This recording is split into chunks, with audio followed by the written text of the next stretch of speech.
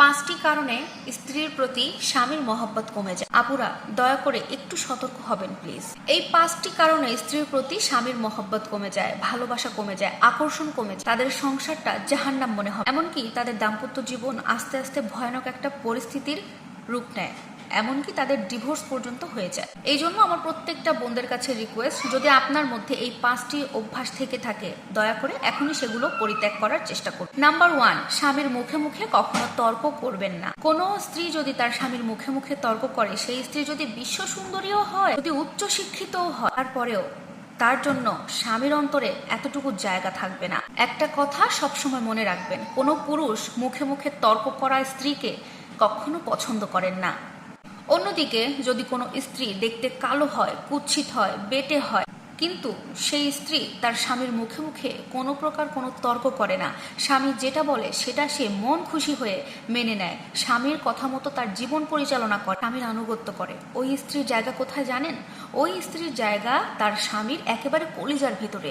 Number 2, স্বামী যেটা করতে বলে স্ত্রী সেটা না করে জিদ করে অন্যটা করা, উল্টো কাজ করা। এখন স্বামী বলছে তোমাকে ডানে যেতে হবে, আপনি স্ত্রী হিসেবে বলছেন না আমি বামে যাব। স্বামী আপনাকে বলছে বামে যেতে হবে, কিন্তু আপনি বলছেন না আমি ডানে যাব। আপনার স্বামী আপনাকে একটা যুক্তি দাঁড় করাচ্ছে, আপনি কি করছেন? আপনি আপনার স্বামীর যুক্তির বদলে নিজে আরেকটা যুক্তি বসিয়ে তাকে বুঝিয়ে দিচ্ছে। এরকম ধরনের স্ত্রী যারা আছে তাদের অভিশাপে না স্ত্রীদের প্রতি স্বামীর ভালোবাসা, মহব্বত, আকর্ষণ সবকিছু কমতে থাকে। নাম্বার 3, স্বামীর পছন্দের মূল্যায়ন না করা। এখন আপনার স্বামী যে জিনিসগুলো পছন্দ করে আপনি তার কোনো মূল্যায়নই করলেন না। এখন ধরেন আপনার স্বামী আপনার জন্য একটা পোশাক নিয়ে এসেছে, কিন্তু সেই পোশাকটা আপনার পছন্দ হয় না, তাও সেটা তার মুখের ওপরে বলে দিলেন যে এই ড্রেস আনছো, এই ড্রেস তো আমার বাড়ির কাজের মেয়েরা পরে, এগুলো আমি পরি, এটা আমার পছন্দ নয়, আমি নিতে পারবো না। এরকম অনেক স্ত্রী আছে। তখন কি হবে জানেন? স্বামী দ্বিতীয়বার ওই স্ত্রীর জন্য আর কখনো কোনোদিন পোশাক পছন্দ করে নিয়ে আসবে না, এবং পাশাপাশি স্ত্রীর প্রতি ভালোবাসা, মহব্বত, আকর্ষণ সবকিছু হারিয়ে যাবে তার মধ্যে থেকে। নাম্বার 4, স্বামীর পরিশ্রমকে মূল্যায়ন না করা, স্বামীর কর্মক্ষেত্রকে মূল্যায়ন না করা। আপনার স্বামী যে পরিশ্রম করছে আপনি সেই পরিশ্রমের মূল্যায়ন আপনি করছেন না। আপনার স্বামী যে কর্মস্থলে কাজ করছে সেই কর্মস্থলের কাজকে আপনি মূল্যায়ন করছেন না। আপনার যে একটা স্বামীর ইনকাম সোর্স, হালাল রুজির যে একটা রাস্তা, সেটাকে আপনি মূল্যায়ন করছেন। স্বামী বেচারা সারাদিন কাজ করে বাসায় ফিরতেছে, আপনি তখন কি বলতেছেন যে সারাদিন করোটা কি তুমি?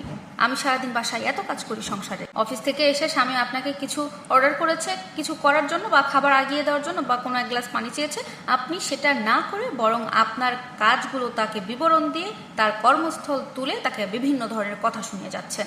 এমনটা করলে ওই স্বামীর স্ত্রীর প্রতি আকর্ষণ আর থাকে না, ভালোবাসা, মহব্বত সবকিছু কমে যায়। নাম্বার 5, স্বামীর মতামতের বাইরে গিয়ে কোনো কাজ করা। কোনো কাজের ক্ষেত্রে স্বামী একটা মত দিয়েছে, আপনি সেই মতের বাইরে চলে গেলেন। এখন স্বামী একটা আপনাকে আদেশ করেছে আর আপনি সেই আদেশ না মেনে অন্য রাস্তায় চলে গেলেন কাজ করতে। তাই বলবো প্রিয় বোন আমার, যে এই 5টি অভ্যাস যদি আপনার মধ্যে থেকে থাকে তাহলে অবশ্যই যত তাড়াতাড়ি সম্ভব এগুলো বিতাড়িত করার চেষ্টা করুন।